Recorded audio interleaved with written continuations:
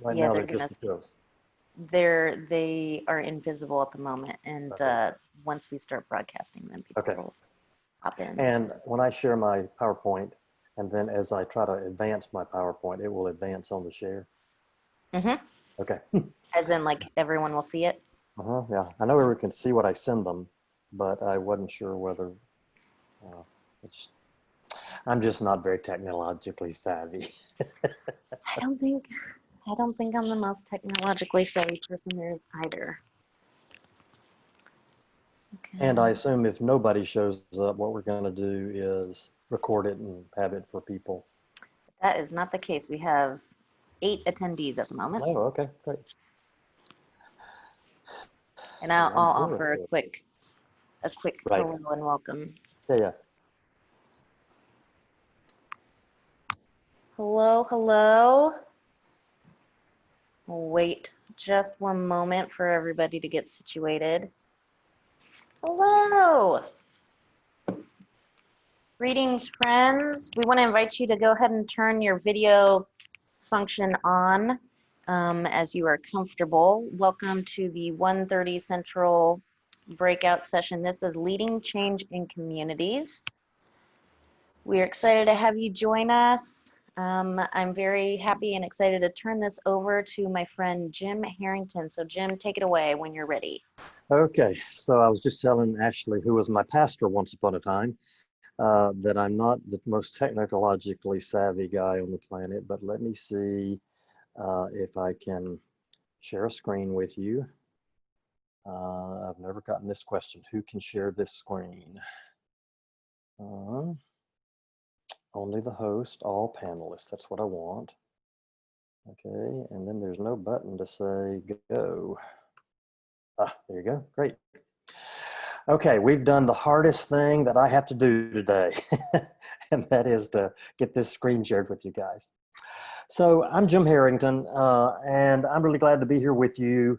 Let me tell you 2 or 3 things to get us started. The first one is, if you've ever been to seminary, did you ever take a survey course where like you surveyed the whole Bible or the whole Old Testament or New Testament in one semester? And so you're just breezing through, and then the next semester, you one whole semester on the book of Genesis or Job.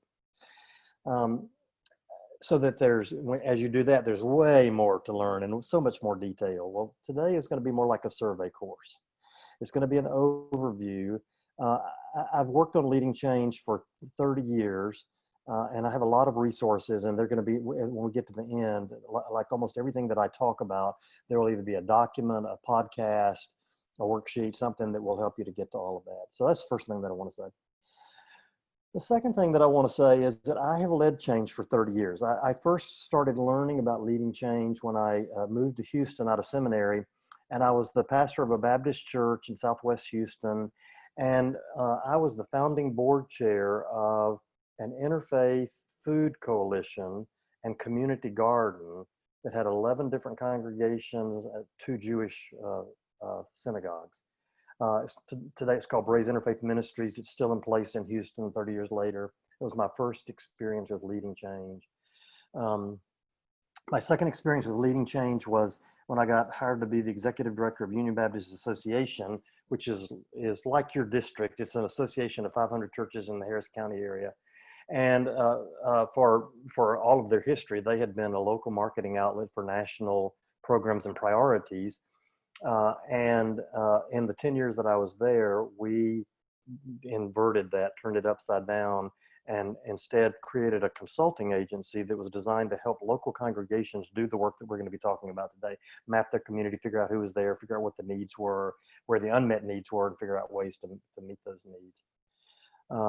And then I became the pastor of an inner city church that was actually a church plant where about a year in, the founding planter got deathly ill, had to leave the ministry. And we transitioned that from a fairly traditional meet in the Rice Temple Baptist Church Fellowship Hall on Saturday nights to over a 10-year period of time, did some work where we became a network of house churches where all the house churches were living in community. Every house church had a pastor or pastors, and they were living in community with young men and young women who are were in recovery from drug and alcohol addiction. So 3 big experiences that I have had, and then for now more than a decade, I have been consulting with local churches. And so on the one hand, what I want to say is I have a lot of experience with this. And on the other hand, what I want to say is everything I've learned through failure, right? There's 2 things that I want to say just as we get, 2 things I want to say about that as we get started. One of the things that I understand about how adults learn is I use this little Johari's window where we start out with unconscious incompetence, and then something like this might lead us to conscious incompetence. But then what has to happen is we have to move to the conscious competence state where we are practicing things that hadn't mastered yet. And part of the reason most change initiatives fail is because it's too painful to stay in the conscious competence state long enough for it to move to the unconscious competence. Good news is you're designed for complexity. You don't believe that? Go teach a 16-year-old to drive a car. You know, they got to think about 50 things all at the same time, and you're sure they're going to kill you before they learn to do that. But then think about how you drove a car to work or to wherever you drove a car last, and just think about when the brake lights in front of you turned red, did you have a conscious thought that said, oh, I need to slow down, put on my brake, turn on my blinker, move over to the other lane? You just did all of that in an unconscious competence kind of way. I think the final thing that I want to say to get started is I don't like doing some of what I'm going to tell you have to do. As I talk about how you lead change, I am not going to pretend that I have mastered all this stuff. There are still parts of this that I hate, that I have to, get up in the morning and say, yeah, I'm going to do that because I think it's the right thing to do, not because it's easy or because I like it or for any of those reasons. And so, yeah, so what I'm going to do is talk to you 30 or 40 minutes. And then we'll do some Q&A or some Q&R. And then at the end of that, I've got some resources that I'll share with you, and we'll see where we can go from there.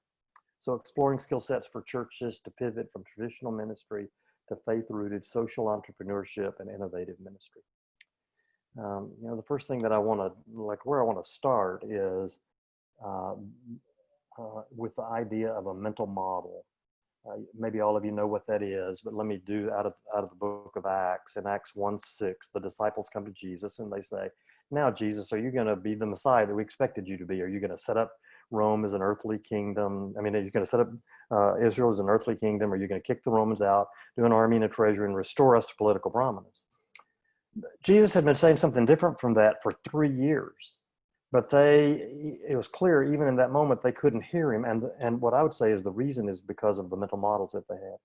So they lived in a culture where from their birth to their death, in their family celebrations, in their calendar, in their worship celebrations, in their community conversations, there was a conversation about Messiah that formed their expectations. And so one way to talk about a mental model is that it's just a set of beliefs and assumptions that we hold about how the world works and how to take effective action in the world. You have mental models about 1,000 things, about what it means to be a good son or daughter, what it means to be a good pastor. My mental model of if my car won't start is go call Dave Skorka, because I know nothing about a car. Dave is my mechanic and he knows everything about it. When I take it to Dave's mental model is very, very different. He has it like he hears this and sees that, and the assumptions he makes about how to take action are different. But the point is that a mental model is so powerful that we don't see it as a mental model. We see it as what's true, what's right, what's good. And so at the beginning of this work, you have to do some assessment to figure out where are the people that I'm trying to lead to change. So broadly, generally, what's out there is what I refer to as an attractional model. And the attractional model has been around for a long, long time. It grew out of the church growth movement in the 60s and 70s. I was in seminary in the late 70s. And by then we were studying everything that Peter Wagner and those guys were writing. And the attractional model basically says the activity of God is in the building, and good like if a mental model is the beliefs and assumptions that I hold, the beliefs and assumptions that I hold are, we've got to get people to come to the building where they can get the religion delivered to them, consumer goods and religious consumer goods and services. And that may never have been a conversation that you've had, but you start trying to change that, and people will experience that as you are doing something wrong, like the disciples experienced that, like they still expected Jesus to do what they'd always expected. We're comparing the attractional model to the missional model. There's a whole wealth of resources that are out there. You probably know this, but let's just put it on the table for our conversation. Leslie Newbigin was a British pastor who went to be he was a bishop, and he went to be a bishop in India. He was there for 30 years. And in that 30 years, he came back, and Britain had gone from being a churched culture to an unchurched culture. And he began to be curious about that and wondered what had happened over those 30 years. And it led him to a lot of writing. If you've not read any of his stuff, The Gospel in a Pluralistic Society is probably the thing that I appreciate the most, though anything that he writes is good. And what happened was he was the first one who began to give voice to the activity of God is not in the building. The activity of God is in the world. And where in the attractional model, missions was a part of what we did, in the missional model, God has a mission, and God has a church that joins God on that mission. And so where success is measured in the attractional model on how many people come, on how many people get baptized, on how much money is given, on how many mission trips you take, on how many volunteers work in the food pantry. The missional model begins to say, what is God doing in our community that is leading this community toward wholeness? Emotional wholeness, spiritual wholeness, psychological wholeness, wholeness related to food and clothes. I mean, all the ways that we would think about what it means to be whole. And the missional theology says that God is already out there at work, trying to create wholeness, and that the work of the church is to shift from an attractional model to a missional model. One more thing about that before we go to the next slide, and that is, if don't hear these as binary. It's not we're going to leave the attractional model and we're going to do the missional model. I think you're still going to have a building. I think you're still going to have worship services. I think people are going to come to the building, and in a different kind of way, they're going to be being equipped to go back out and form missional communities in their public schools, in their businesses, in their neighborhoods, in those places. And so there's some things that will look the same, and then there will some things that will look different. Okay, let's see if I can make that happen. There you go. And so what I want to propose to you is just for you to be curious about today is that making the shift requires some new leadership skills. And I'm going to talk to you briefly about 3 of them. The first one is the capacity to discern. Alan Roxburgh is one of the missional guys that I love. He's a Canadian. He's spoken here in Houston several times, and he uses the language of what we need is divine detectives. That what we need is people who can make friendships in the community, and out of those friendships and out of those conversations, that what we do is we begin to discern, oh, this is God's activity. And so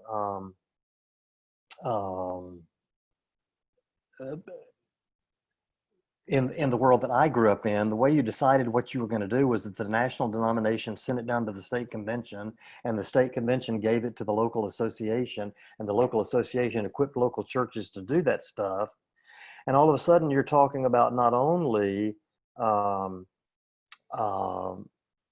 being able to like individually hear the voice of God in a context, but you're also going to have to develop capacity to discern God's activity. So I might have a very intimate personal relationship with God where God speaks to me about my life, my family, the stuff I'm working on. What I've discovered is a different skill set to go interview people in the community and develop relationships with them and have in your mind, so what is this conversation telling me about the activity of God in this place? So discernment is like a big skill set. I think a second skill set is narrative-based research. So when I started my work at UBA in 1989, one of the things that we did was when a church planter wanted to plant a church, they would like put a pin on a map. We'd draw 1, 3, 5-mile circles, depending on how big they wanted that to be. And we would do both a demographic and a psychographic survey of those communities and say that these are the ethnicities of the people who live here. These are the education levels. These are home ownership, blah, blah, blah.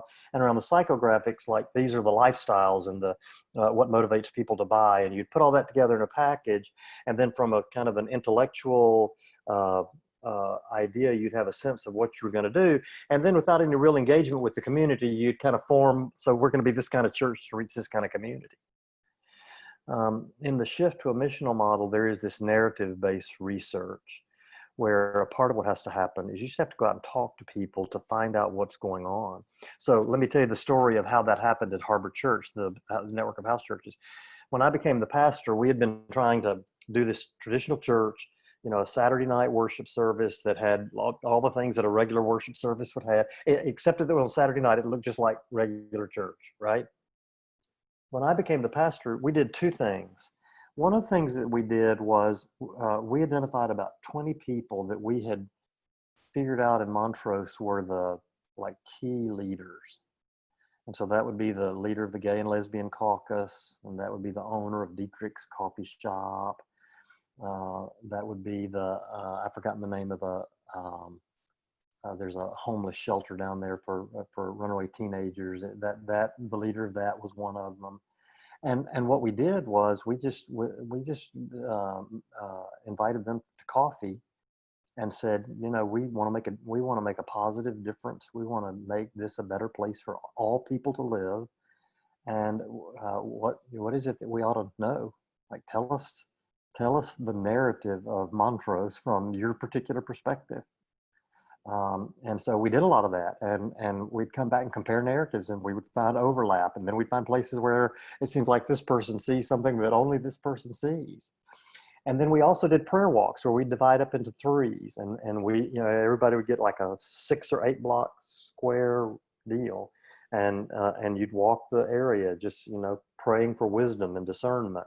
And it was one of those prayer walks was the one where as we were putting together reports from 5 teams, for the first time, we recognized that if you put a pin in the map of the house where Betty and I were living, there were 8 halfway houses in a 1-mile radius. Now we knew about some of them, but that prayer walking all of a sudden put a snapshot out there that made a huge difference. And I can tell you, I could tell you in great detail about the night that 6 people sat around my dining room table and we were looking at that research and we were reviewing the narratives that had been collected. And I can remember when somebody said, I wonder if what God is doing in this community is that he's trying to make inroads into the recovery community. And then somebody else said, or they did their eyes just like that, or maybe what God wants is to use the recovery community to teach us some things about how to do ministry in this community. Narrative-based research. I think a third thing is called generating and sustaining creative tension. And I'm going to talk a little bit more about that at the end. So, but that is in a simple way, what leaders do is they get a narrative of a current reality. They get a narrative of an emerging future that you're moving to. And you tell the story of those two narratives side by side. That creates a gap. Humanity abhors a gap. And so what they want you to do is they want you to quit creating that tension by either saying that emerging future is not that important, or what you're saying is current reality is not that real. Either way, you can, if you can see the rubber band that's not over my hands, either way you've reduced the tension. And so developing those narratives and telling them over and over again is the third skill set that I want to talk about. So that's the overview. Let's go back to each one of them and go just a little deeper. Discernment, listening to the voice of God. You know, I grew up in a tradition where we were not taught to listen to God. We were taught to know about God. We were taught like the best Christians were the one who knew the most verses. And so I could quote a given verse in 3 translations, but I had never done the work of what is God saying to me about this? And so depending on who you are and what your context is, a part of the work may be about helping people develop the capacity to even understand what it means to listen to the voice of God and how you do that. I think the second way that we think about discernment, this is some of the work that Tricia and I probably do as much as any work. Tricia is my partner. I own a company called The Leader's Journey that coaches and consults, and we do a lot of this work. So listening to the body, we have a theology of that that I want to see if I can just do a brief overview. So the body is a biblical image of the church. It's one of the primary ones that Paul uses. And it is also one of the primary personal experiences that we have with living systems. And so there are 2 or 3 things about a living system. One of them is that all the parts are connected to each other. One of them is that every part has a function. So let's think about the body. And if you know anything about your body, you know that there's a cardiovascular system, a muscular system, and I can't do all, a skeletal system. I think there's 7 or 8 of them. And a healthy human body, every subset, it has a purpose. And you're healthy when within a range that purpose is being fulfilled. The skeletal structure has some things that it does. And within a range, when it does what it does, then your body functions. But the other thing about the body is that there are some things that happen through the body that no subsystem produces. There's nowhere I can cut you open and find out how you see. Seeing, this is oversimplified, but it's true. Seeing is the interaction of light from the outside that hits the optic nerve, the second part, that interacts with oxygen, the cardiovascular system, the third part, and you take any one of those away and hearing is diminished. I mean, seeing is diminished. If I could make hearing diminished, that'd be really something. Seeing is diminished. So in the same way, just think about, you've got a small group of 10 or a congregation of 100. Every person is a unique part, and they bring their part. If they bring their part and there's a context where it's both safe and challenging for them to bring their part, then what's going to emerge out of that is something that no part can produce. The problem is that we don't do discernment like that. We don't actually expect the body to discern. We give that assignment to the pastor. We have some kind of hierarchical structure that doesn't let the body function. But when the body functions, the simple illustration that you're probably familiar with is you've got 3 blind people, and each of them is holding on to a part of the elephant. One's got the leg, and one's got the tail, and one's got the ear. And each of them is describing what they see as reality, and they're describing with energy and passion, and there's nothing wrong about what they're saying, but what they're saying is incomplete. And so when you can create a safe and challenging context for the body to actually listen, for parts of the body to actually listen and communicate with each other. Richard Rohr and Stephen Covey, different ends of my life, guys who influenced me, both say that when you can do that kind of dialogue, that what happens is there's a third alternative that emerges. And Rohr would say that's an alternative that the Spirit produces, where if you do discussion where we're looking for what's right and what's wrong, then what happens is you make winners and losers. Imagine if you had a fully functioning body and all of a sudden you say, we're going to cut these 4 parts off and lay them over there on the counter. Where when you do the dialogue, you actually, if all 3 of those blind men could hold on to what they see, but could also take in what the other sees so that they have a larger view. And then there's listening to the neighborhood. And I've talked about that. That's the work we did in Montrose, where we went out and interviewed people. I don't know, 20 years ago, we did a citywide project with Mission Houston, where we divided the city into 45 neighborhoods and went out and we identified 10 key leaders in all of those 45 neighborhoods, like a business owner, a school principal, a social worker, 10 of the same kinds of people. and we gave every interviewer 10 questions. And it was absolutely fascinating to listen to the neighborhood. And one of the things that grew out of that is today, there's this ministry in the city called Loving Houston that Marilyn Lee is the executive director for, where they're partnering up schools with churches for mentoring and for supporting administration and all of that kind of stuff. And that grew out of the listening to the neighborhood. I mean, it's a 15-year story, but that I won't tell, but that grew out of listening to the neighborhood. So all of that, and you can begin to imagine all of that requires you to know some things, and it requires some training that helps people to get there. And yeah, so that would be what I'd say about discernment. Narrative-based research, what are the facts and what story is being told in the context of the facts? I mean, this is on full display for us today. You know, you talk to a Black person and you talk to a white person, and they will tell different stories about the same reality. And again, what we tend to do in those moments is to do all of those conversations through the right-wrong filter, instead of saying, okay, if in this community, so here was what happened to us in Montrose. Part of the reason we went to house church was because we began to hear from almost everybody that we were interviewed, that we interviewed, when we talked about the church, they would roll their eyes, or they would say something sarcastic, or when they were really being authentic, they would say, you know, the church has a really bad reputation down here. I'll never forget one of the guys in recovery that said this the first time. I heard it many times after this, but the first time I said it, he said, I've been an alcoholic for about 6 years. And he said, I grew up in a church.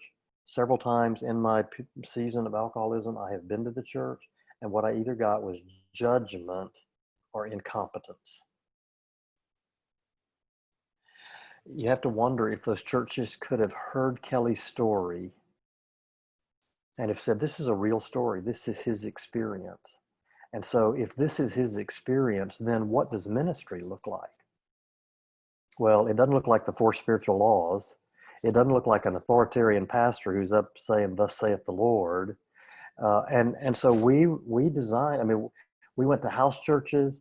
I never preached. We would read the scripture and have a free-flowing discussion that that had some of the most off-the-wall things said that, you know, that I'd ever heard said in the church. I knew that we weren't in Kansas anymore when one night a homeless guy who came to church stood up in the middle of our discussion and said, "Where's the crapper in this place?" And to the credit of everybody in the room, they just looked up and said, "It's right over there down the hall." And we just went right on. I thought, man, we have turned some kind of corner here.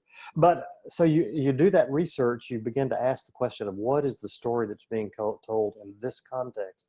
Let me do the Peter and Cornelius story here. One of the things that has to shift in the missional model is this belief that we know the truth and we're going to deliver the truth, that we've got God and we're taking God out there. The missional model believes that God's already at work out there. I love the story of Peter and Cornelius.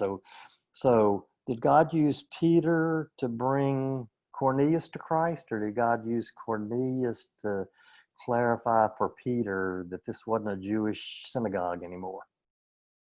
Right?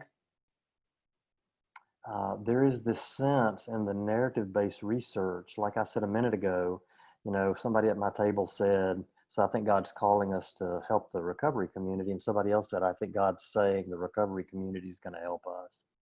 And so you're looking at both of those things as you do that work. You're looking at, where do I see the activity of God? And what do we have to bring? It's not that we don't have something to bring, but we bring it. One of the ways that I've heard this said is we treat them as subjects, not objects. So they're not the objects of our ministry. They are subjects. So they have things to teach us. We have things to teach them. And both developing that way of thinking and then knowing how to do that research is the second kind of piece that I would talk about. The third piece I'd talk about is generating and sustaining creative tension. So creative tension has to be generated and then it has to be sustained. You generate creative tension by telling a clear, shared, and compelling story, or creating a picture of current reality, and you compare that to what you're discerning about God's leadership toward an emerging future. Um, and those two stories do this.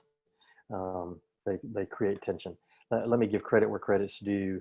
In about 1990, when I started at UBA, I read a book called The Fifth Discipline, The Art and Practice of the Learning Organization, by a guy named Peter Singay, who is a MIT, head of the MIT Sloan School of Management.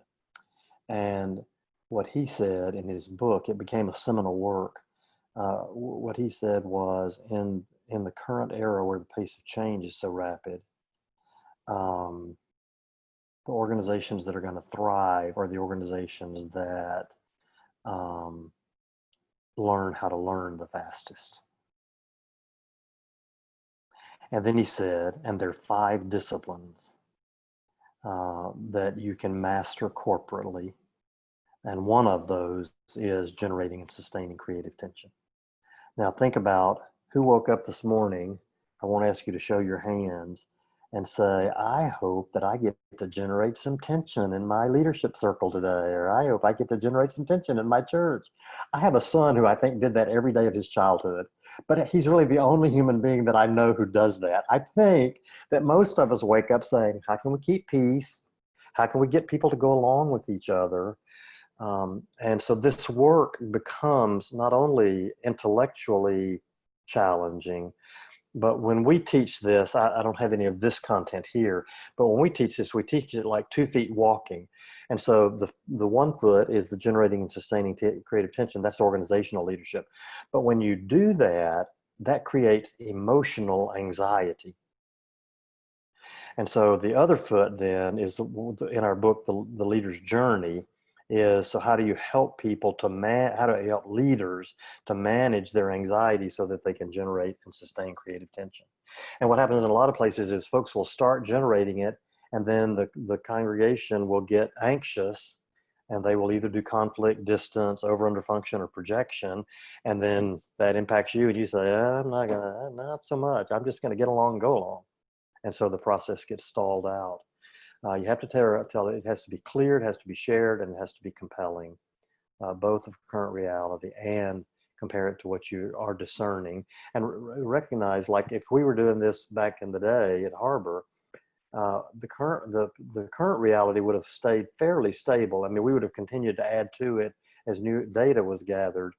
But when I look at the first 4 years of our church, what we thought God was leading us to changed over time. Now, it eventually settled in. And so we used to talk about God's preferred future. We don't do that anymore. We talk about God's emerging future because it's a little more messy. It's a little more less fixed. And so what happens if you did all your planning in January of this year and didn't plan on a pandemic, right? I mean, the kind of change, think about it, what the kind of change that's taken place in our culture just in the last 5 years. And then project that out 5 years or 5 years more, and project out that it's going to happen faster and faster. You're not only learning to do this, but you're learning to do this in an ongoing way. There was a time where paradigm shifts, there was the hard season of learning the new paradigm, but then there was a long period of stability. Now they're thinking 20 years from now, we may be going through this again, and 20 years later or 10 years later again. Todd Bolsinger, if you don't know that name, if you can only read 1 book this year, read Todd Bolsinger's Canoeing the Mountains. Notice I didn't recommend my book. His book is the only book. If you can only read 1 book, read that one. Where he talks about leading on the map and leading off the map, and uses the metaphor that of Lewis and Clark, where the dominant paradigm of their day, was that whoever got to the mouth of the Missouri River was going to look west and see a river that went to the Pacific Ocean, and whoever got there and discovered that was going to win the day, politically, economically. And so they canoed to the mouth of the Missouri, and they looked west and they saw mountains, not a river, and they were not mountains anything like that ever done. And what Bolsinger did was he named the book Canoeing the Mountains, because he said when they got to the headwaters of the river and looked West, they had a choice. They could stay with the things they knew, i.e. a tractional model church, or they could go off the map and learn a set of skills. And so sometimes how we'll talk about what I've been talking with you about today is we're moving from map making skills to map reading skills. I'm sorry, from map reading skills to map making skills. And that's what I've been talking with you about today. Finally, so you create that tension and then you sustain that tension when you resist the temptation to close the gap without real progress being made. How do you learn these skills? We work off of what we call an information practice reflection cycle. So I think it was Thomas Dewey who is quoted as having said back in the 1950s that we don't learn from experience, we learn from reflection on our experience. Tricia and I just recorded a podcast with Mandy Smith, who pastors the Disciples Church, maybe the largest Disciples Church in that part of the world, up in Cincinnati, Ohio. And I read her book, The Vulnerable Pastor, where in about the first 50 pages, she probably says the reflective life about every other page. So you get information. I've been giving you information. That's all I've been doing is giving you information, telling you stories. Now what you've got to do is go practice. And then as you practice, by definition, you're not going to do this well. And so you reflect on that. What in the information did I not hear? What did I do like the disciples did in Acts 1:6? What did I hear, but I just don't have the skill set? I have some wounds in me, and when I tried to practice, that wound got triggered. And all of a sudden, I wasn't, my best self wasn't present. You reflect on that, and then all of that information helps you go practice again. And so there's this information practice reflection cycle. And what I would say, if you're the pastor or the key leader, is that you need somebody outside of your system doing that with you.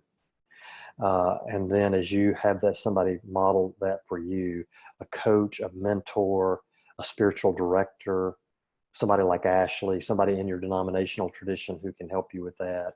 And then as you learn to do the information practice reflection cycle in a way that is both safe and challenging, that's really critical, then you'll learn to serve as coach or mentor or director to your folks.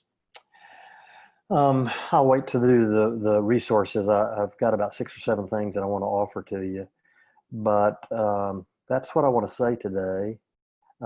Questions, comments, observations, undelivered speeches. Like, I recognize that this is the end of a 3-day conference and you're exhausted and you may just want to wave your hand and say, thanks, I'll see you later.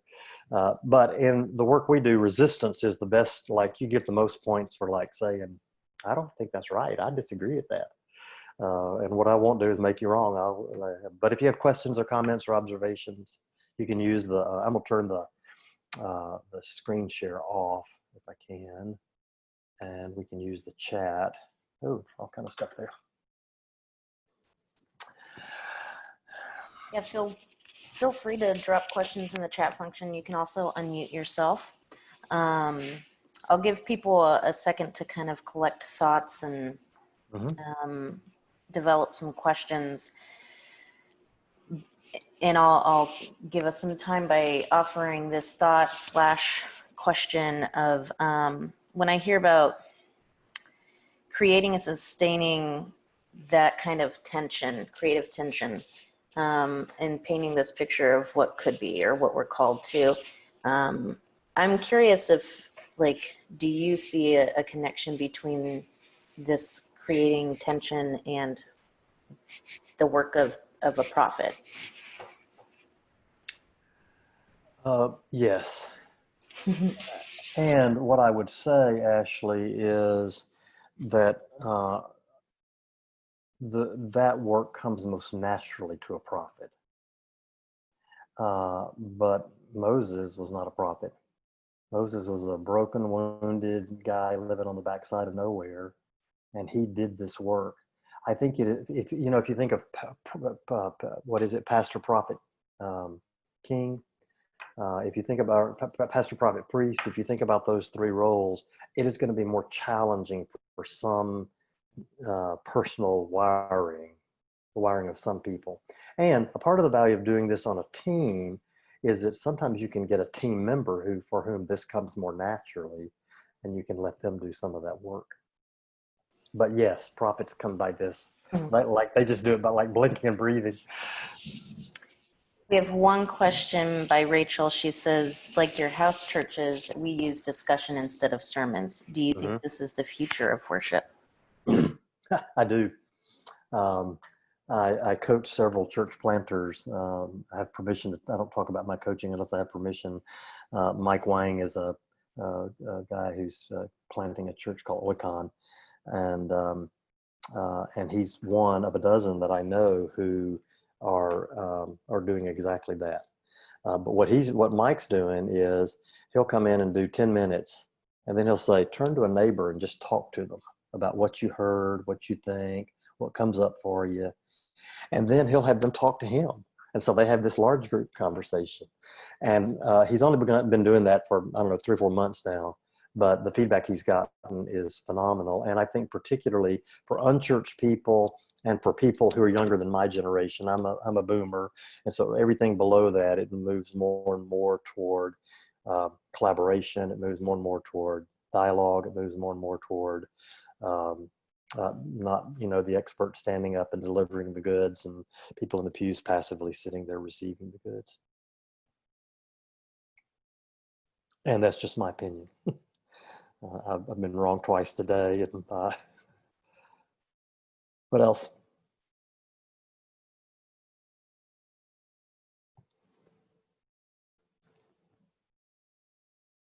Is there anybody on the call who has actually done work called generating and sustaining creative tension? Like you knew you were doing that, you'd read about that, you like tried to do some of that.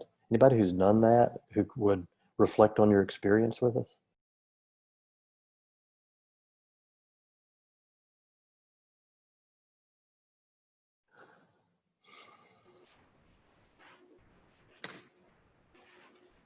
Rachel offers a second question. What do you think the role of middle judicatory is in God's emerging future?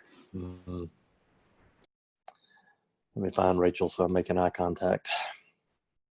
Okay. Yeah, well, I'm making eye contact with her screen. Yeah. I don't know the answer to that.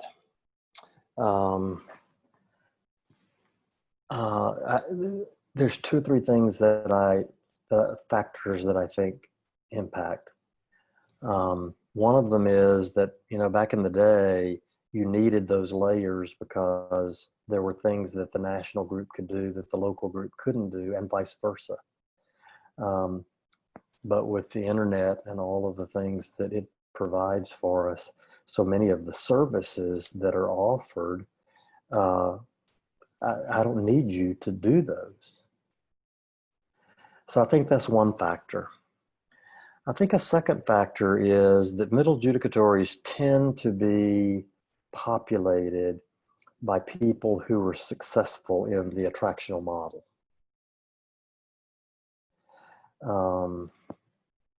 And it's not that you can't learn the missional model, but when we're doing the house churches, I can't tell you how many times Betty said to me, is this wrong or is this just uncomfortable?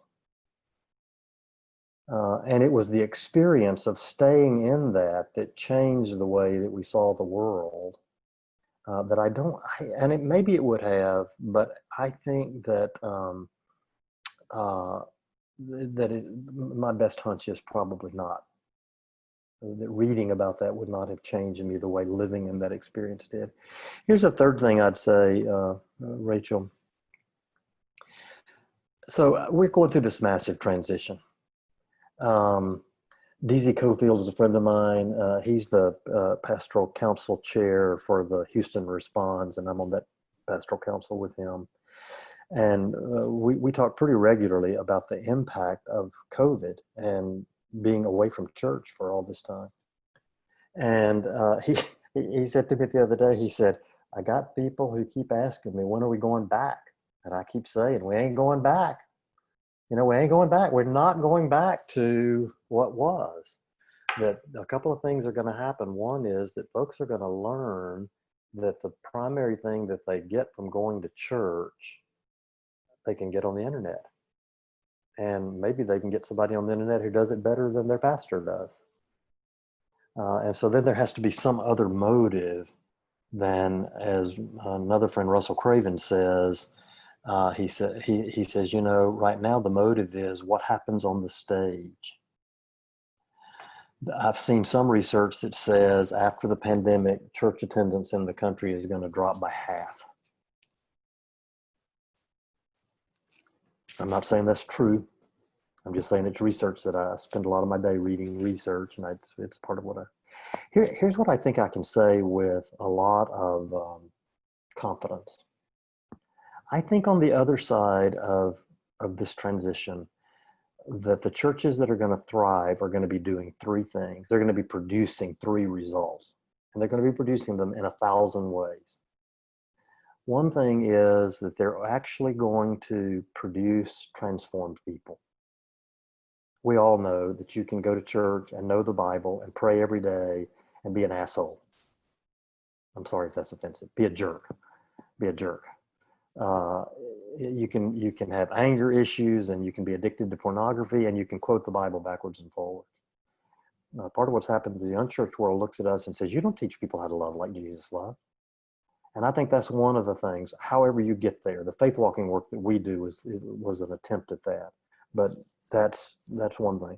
I think the second thing that church is going to do is the community, the secular community of politics and education and the sectors of the city are going to say, we need you guys. You guys are contributing something that makes our community more whole.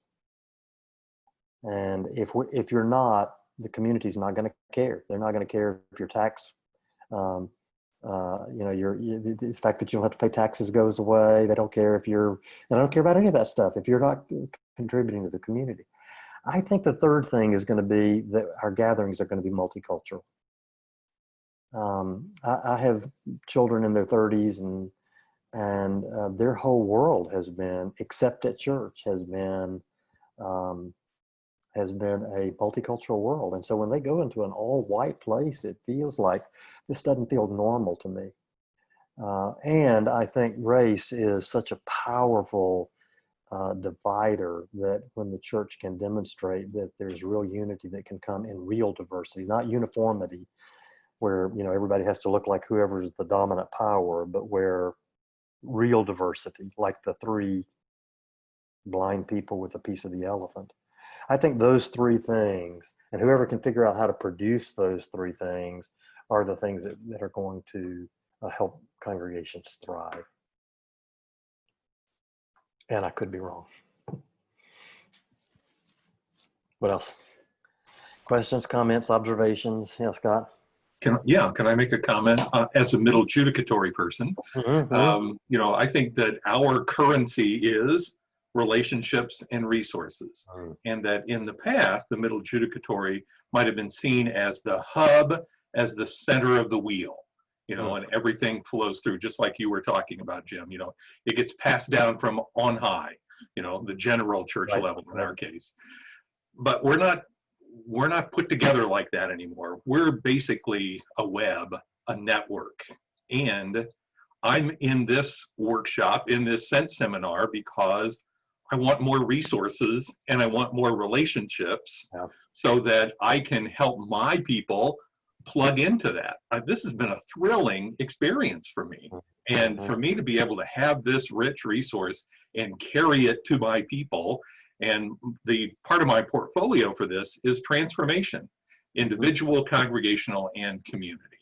And to see, we can talk in generalities and concepts, but to say, you need to talk to so-and-so. They're doing this thing in Madison, Wisconsin that's going to knock your socks off.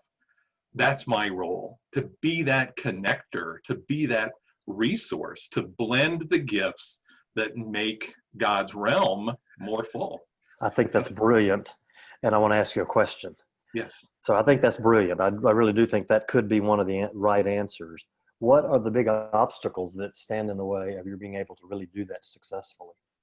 I think engaging individuals and congregations with the question of what is God calling us to do?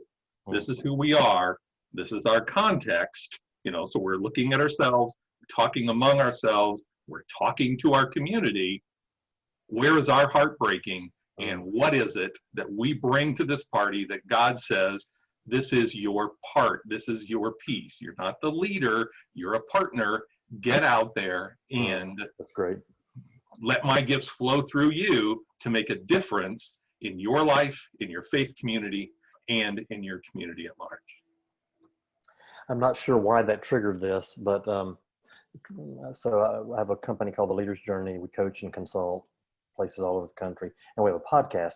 And we have been doing a series, what we call the Writer's Series, where we're interviewing friends who have written books. And Todd Bolsinger is one of those. So Todd wrote Canoeing the Mountains, and he's about to do, in November, he's coming out with a book called Resilience. We interviewed him. That podcast dropped just a couple of weeks ago, so maybe a month ago. And one of the things that he said was, if I was the bishop, he said, I would require everybody in my judicatory to have a spiritual director, a coach, or a mentor. And I would be developing the judicatory so that it could provide those resources to, he said, I would make them have a coach. You couldn't be in my judicatory if you didn't have a coach, a mentor, or a... And we have those resources on our level, and we're using this year to build capacity for next year. Great. And we've applied for a Lilly Endowment grant for the next 5 years. Oh, great. Yeah. Specifically this transformation. Tony, I would love to hear what you have to say if you want to jump in as a middle judicatory person. Yeah, I thought I was writing this in the general chat, and it was a response instead to Ashley. But I think I'm sorry, not to Ashley, but to Rachel. I think one of the roles of middle judicatories is simply to listen, to encourage, to support, and to make space for emerging ministries. I've been doing this a long time, and I know in my bones what we all know is that church will be different, because it has to be, and it always has been. It survived all this time because it's known how to make those shifts, sometimes painfully, never easily, but it knows how to make those shifts. Or at least there are people who can do that and do it long enough that it becomes the kind of cultural shift that changes who the church is, but also makes the church more accessible. Scott, thank you for the work you all are doing in your region in terms of that kind of pastoral support to clergy. We're going to begin talking about in our region, in Northern California, Nevada, what it means just to engage people. We're in a region that is huge geographically, and so it's hard for people to get to places. And what this health pandemic has taught us is that we've got to be creative in connecting. So we're one of several regions that's doing our gathering this year virtually, because there's no way we're going to bring people together to sit, side by side in a sanctuary. Exactly.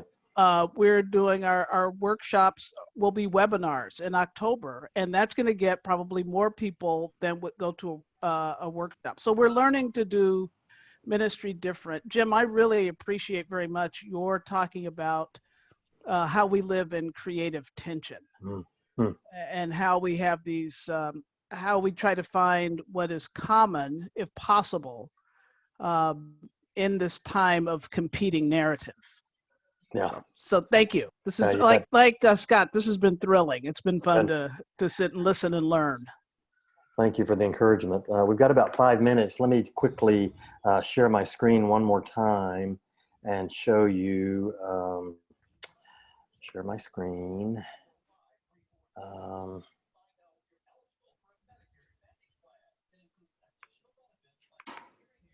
Yeah.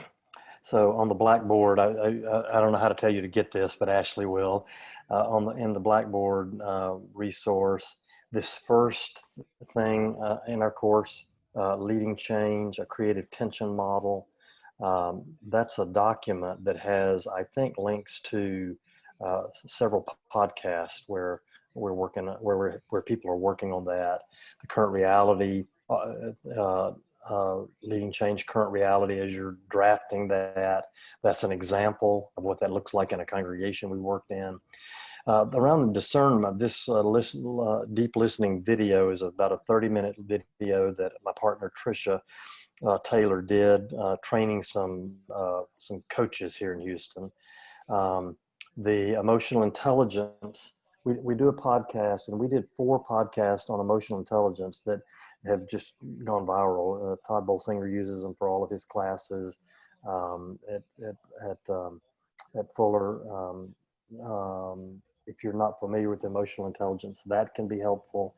And then getting from here to there is an interview with Nate Pyle, who's a pastor up in Indianapolis, who talks about his 10-year experience with generating and sustaining creative tension.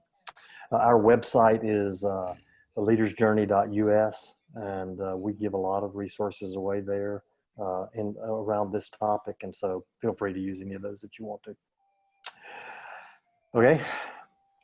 Ashley, I'm done. Thank I did have you. one piece. Yes. I really wanted to say that creative tension is very important in this political season, in these next 40 days or whenever Jesus coming back. But these days, as in Dallas, this blue city in a red state, and my church, we have a third. Last election, a third voted for Hillary, a third for Trump, and a third independent. So I have more than a handful. And just wondering, as you talk about that discernment model and this new shift, what insight you have. You know, in the amount of time we have left, is it Vizola? Yeah. Vizola? What I would say is that what I've described on this podcast or this conference is what we would call the science of leadership. And there's an art to this. So you can do too much of this and the rubber band pops you in the face. You don't do enough of this and you don't get movement. And what the art looks like in any given context is determined in that context, right? And so, and the other thing that I would say is, I think we've got to take a 20-year look. I know the urgency says we can't do that, but the deep change that I see is change that takes place in the context of building authentic relationships, and that keeps the tension on enough that people will change, but not so much that they go running and screaming out of the room. And that's not nearly a sufficient response to what you had to say, but that sure is a cute baby you got in your arms. Yeah. That's on my screen. Okay. Thank you, Jim. Thank you, everybody. This was very fruitful. I encourage you to access the ample resources that Jim provided. And we're just deeply grateful for your time and speaking from your heart and from your experience. We have about 30 more minutes, and then we'll have session 2 for the day. So we'll see you guys soon. Thank you, Jim.